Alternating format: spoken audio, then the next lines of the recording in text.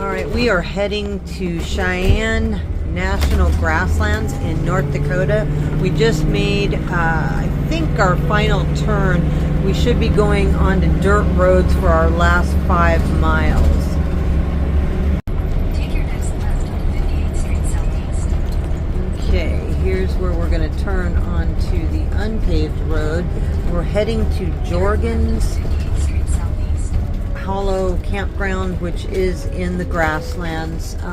We're going to probably stay there at least one night, just because there was some rain that came in last night, and there may be some more rain that comes in overnight tonight, and we want to be able to scout the area and make sure that we don't get stuck in some mud there. We'll check back in with you when we get a little closer to the campground.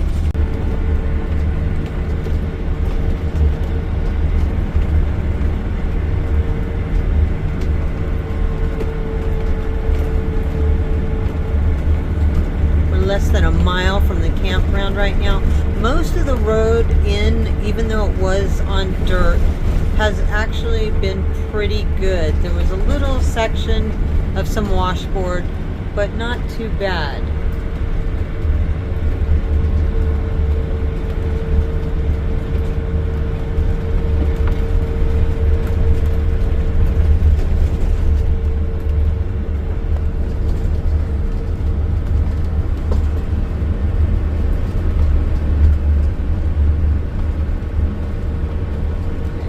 I see the campground coming up here.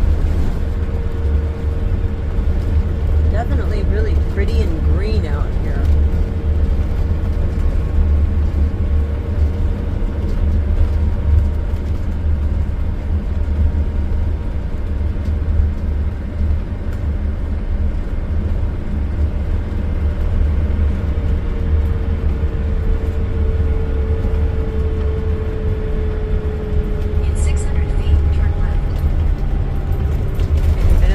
Trail to hike back here too. I'll have to look into that tomorrow. That's what the parking lot over here is for. But we're going to go into the campground.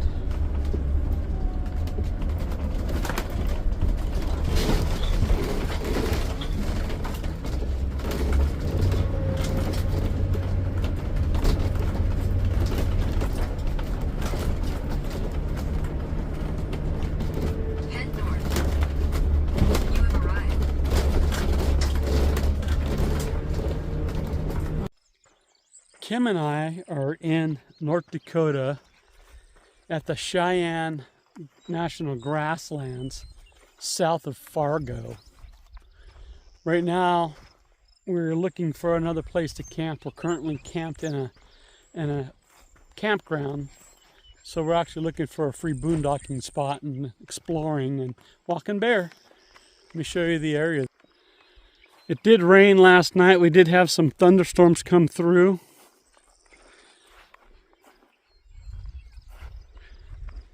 And we'll let you know what we find. We're on Forest Road 1262. This is another no-go for us getting the RV back here. But it is interesting exploring it. It is sandy, way too rutted for a Class A RV. We did read there is an occasional moose or bear sighting out here. I'm not holding my hopes up high to see one, but you never know. This is an interesting forest road.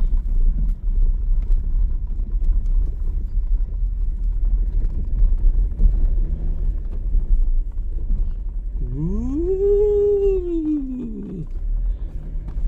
Well, it's interesting when you can't see the other side.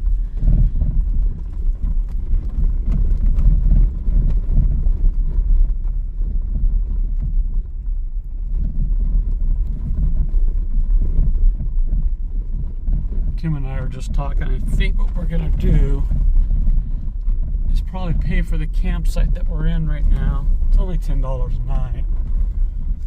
Do a couple repairs we got to do on the RV, and then start looking for another place to go.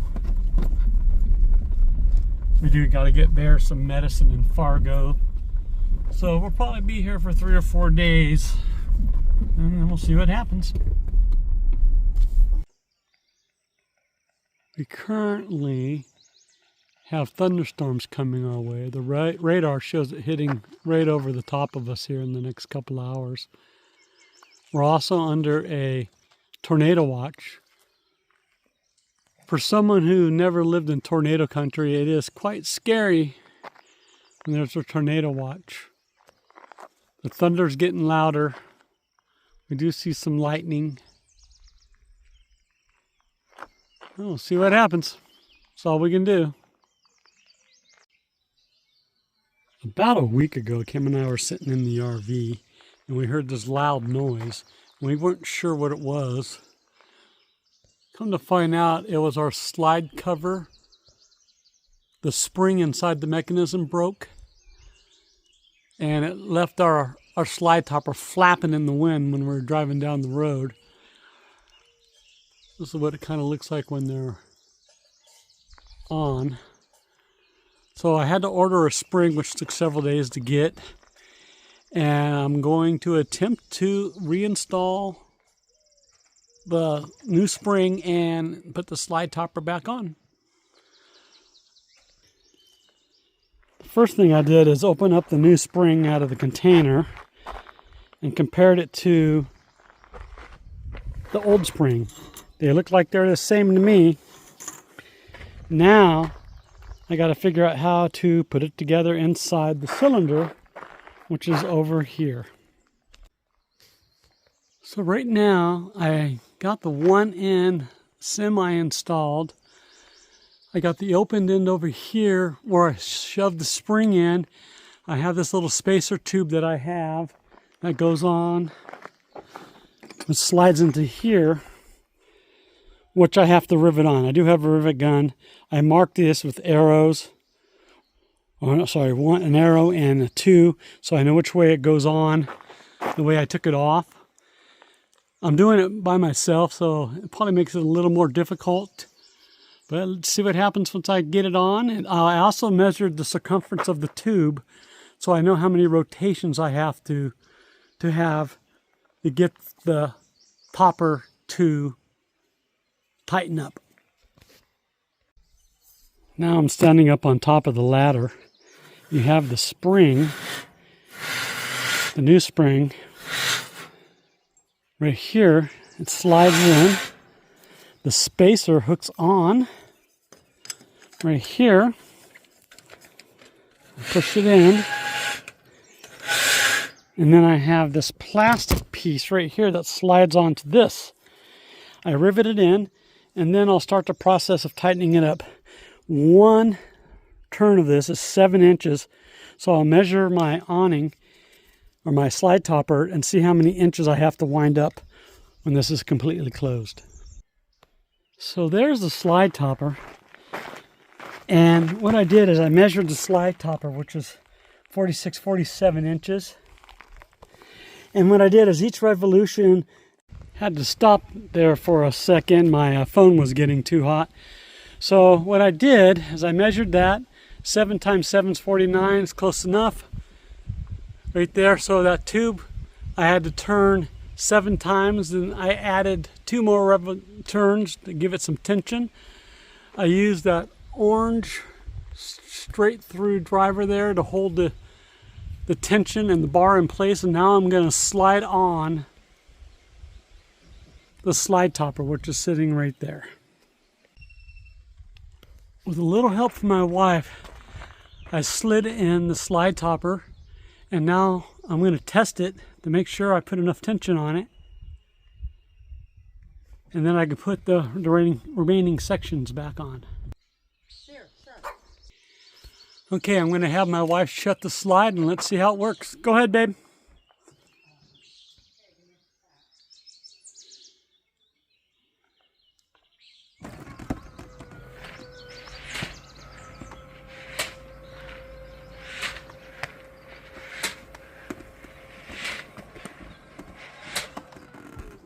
Beautiful.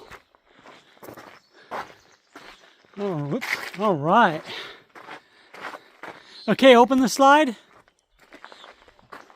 I heard if you put too much tension on them, it can make it tough for the slide to open. So let's see.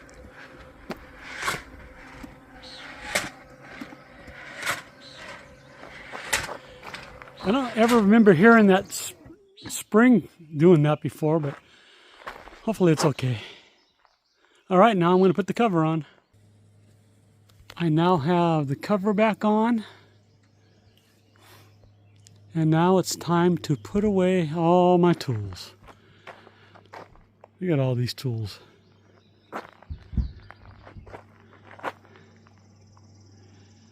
And overall, it took me an hour and 17 minutes, and that includes taking a break a couple times to have some water. Not bad for the first time doing something like this. Cam and I are leaving tomorrow, so I'm going to get the Jeep set up tonight so I don't have to do it in the morning. A lot of times I do all this so when we get up we can have our coffee. Depends on how long of a day we're going to have. We can either relax, have our coffee, or we take our coffee to go. But I like to hook up the Jeep. I always check the oil, tire pressure.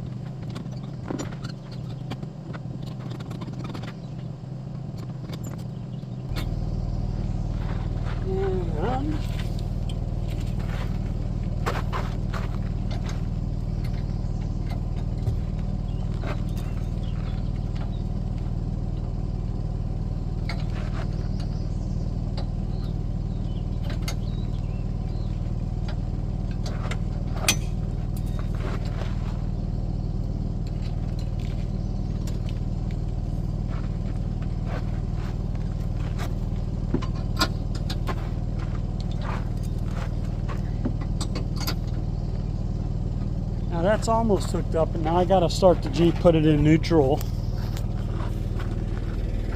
and finish the electrical component hookup. Doesn't take that long. It all depends on how level the Jeep is and how level the RV is. So I completed all my items that I normally do. Checked the oil, tire pressure, hooked up the Jeep. We already started cleaning up some of the stuff in the inside, so in the morning it's easy for us to get on the road. This has been a pretty cool campsite. There's not much for us to do. There's a lot of bugs. There are, it's muggy. It's been hot, so we are heading north and to a campground that has power.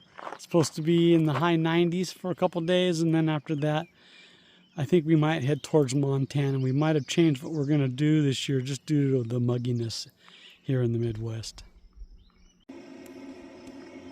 Kim and I just started using this Mighty Mint rodent repellent. We went through the whole RV quite a few years ago and foamed up a lot of the areas where mice can get in. And we hadn't had mice for a long time, and all of a sudden we started getting a mouse here and there. So we have a dog too, so I can't just put the regular traps out. I got to be careful what I do.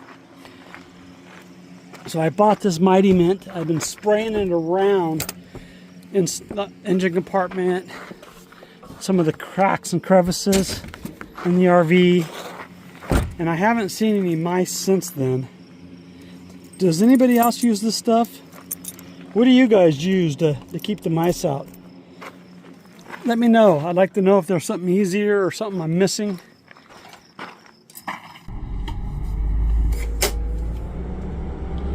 We're getting ready to leave our campsite. We're going to Larimore Park, State Park.